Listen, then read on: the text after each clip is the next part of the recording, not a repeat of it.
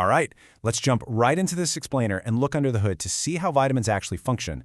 We're talking about the essential spark plugs, the structural bolts, and the oil that literally keep the human engine running. We hear about them all the time in the context of wellness trends and daily supplements, but the sheer biochemical reality of what these molecules are doing inside your cells every single second is absolutely fascinating. Here's how we're going to break it down today.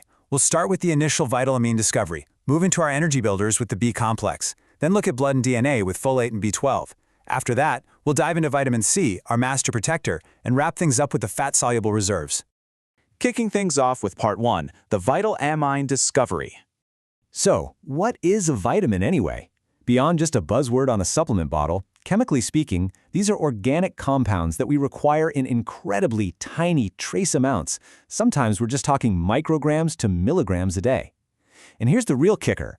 Our bodies generally cannot synthesize them from scratch. We literally have to outsource this production to our diet.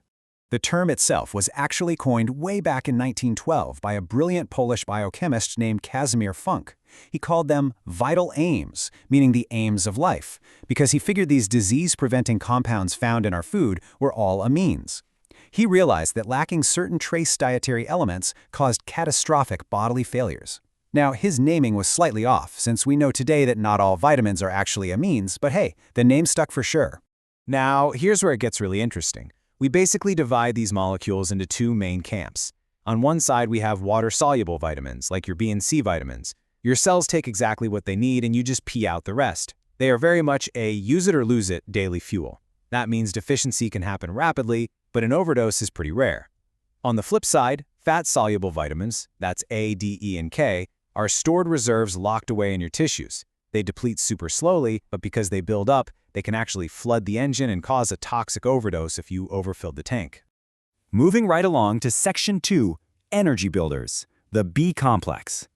Take a look at this. Thiamine, which you probably know as vitamin B1, acts as a mandatory coenzyme. Specifically, as thiamine pyrophosphate, it's needed to convert carbohydrates like glucose into pyruvate and finally into acetyl-CoA. This is absolutely essential for burning carbs for energy. Without it, your engine stalls completely. The clinical syndrome of this massive stall is called beriberi, and it severely affects organs that have huge aerobic demands, like your heart and your nervous system. Now, ever wonder why multivitamin pills are almost always stored in dark, opaque bottles? It's not just a marketing design choice. It's actually because riboflavin, or vitamin B2, is incredibly light sensitive. It physically breaks down when exposed to intense light. In fact, babies with jaundice who are treated with intense light therapy can actually develop a B2 deficiency for this exact reason. Crazy, right? Then we've got niacin, vitamin B3, which is crucial for generating energy and repairing DNA. If this specific supply chain breaks down, maybe from a diet lacking both niacin and its precursor, the amino acid tryptophan, we see a dramatic system failure known as pellagra.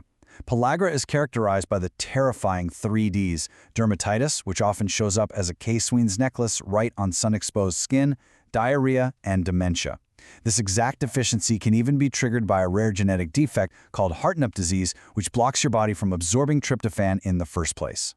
And you can't talk about B vitamins without mentioning pyridoxine, or B6. Its active form, pyridoxal phosphate, is the ultimate multi-tool in our biological engine. It acts as a cofactor for over 100 different enzymatic reactions. In the liver, it drives glucose metabolism. In the brain, it balances your excitatory and inhibitory neurotransmitters. In your red blood cells, it helps synthesize heme. And in your arteries, it works to clear out a toxic compound called homocysteine, which prevents dangerous blood clots. It literally does it all. All right, Part 3, blood and DNA. Let's look at folate and B12. Both folate and B12 are absolute heavyweights when it comes to synthesizing DNA and fueling rapidly replicating cells, like our blood cell precursors. So the key takeaway here is that a deficiency in either one causes the exact same abnormal type of red blood cell, a megaloblastic anemia, where the cells just get abnormally large. But here is the major difference. B12 is uniquely required to make a compound that acts as a critical building block for myelin synthesis. Because of that, a B12 deficiency triggers a devastating short circuit in the nervous system called subacute combined degeneration of the spinal cord. Folate deficiency simply doesn't do that. This perfectly illustrates how beautifully complex this biochemical intersection really is. B12 and folate are chemically linked right in the factory line that converts toxic homocysteine into methionine.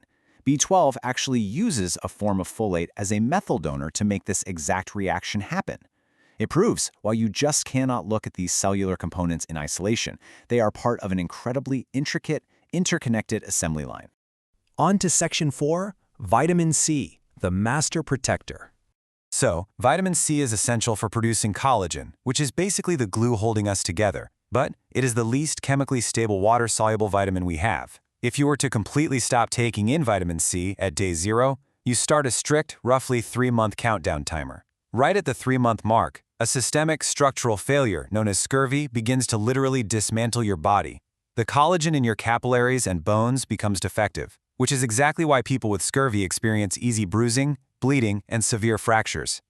But here's a really cool biochemical trick. Vitamin C also acts as a water-soluble reducing agent to help you absorb iron. See, iron exists in our blood plasma as ferric iron, or Fe3+. But to actually cross cell membranes, it has to be reduced to its fairest form, Fe2+.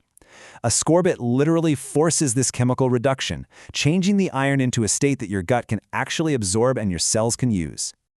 We hear a lot about megadosing vitamins these days, but more isn't always better. Your daily requirement is just 100 milligrams to keep the engine totally pristine. Despite a lot of internet claims, going way past that hasn't really proven beneficial. Actually, if you megadose past 10 grams a day, that excess ascorbate metabolizes into oxalate.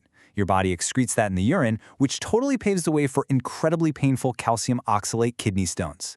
Definitely not something you want. And finally, Section 5, the fat-soluble reserves.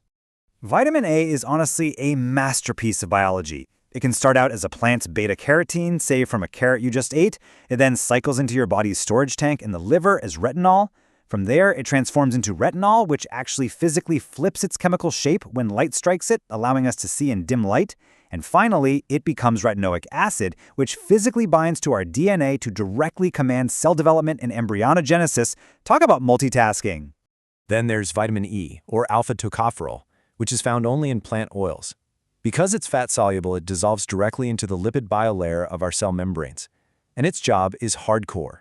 It acts as a molecular kamikaze. It's an antioxidant scavenger that intentionally sacrifices itself to oxygen radicals. It oxidizes itself in preference to the membrane lipids, basically jumping on a grenade to protect our cells from being destroyed. Wrapping up with vitamin K, which is absolutely essential for blood clotting. What's super fascinating here is that we rely heavily on the bacteria living inside our own gut to produce it for us. It acts as a cofactor for a process called gamma carboxylation, which activates specific clotting factors made by the liver. And this whole gut-bacteria relationship is exactly why human newborns who are born with completely sterile guts and get very little vitamin K from breast milk are immediately given a vitamin K injection right after birth. It prevents a catastrophic hemorrhagic disease. So, bringing it all together, we arrive at the final question. Knowing how specifically and beautifully these trace molecules maintain our metabolic machinery, from the B complex driving our energy to vitamin C building our structural cement, it really changes how we view food. If your body is an engine, are you providing the precise molecular spark plugs it needs? Or are you just kind of guessing at the pump? It definitely challenges you to look at your next meal not just as a source of calories, but as the intricate, deliberate chemical maintenance that your very life depends on.